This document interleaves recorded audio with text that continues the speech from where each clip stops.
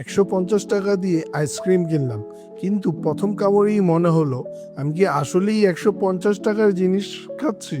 আজকে ট্রাই করলাম পোলার রোবাস্তো পিস্তা কোনাফে আইসক্রিম।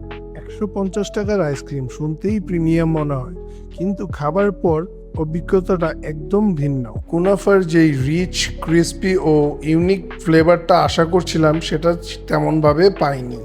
পিস্তাশিওর ফ্লেভারটা এত স্ট্রং ছিল না, বরং ওভারঅল আইসক্রিমটা আমার কাছে খুব সাধারণই মনে হয়েছে।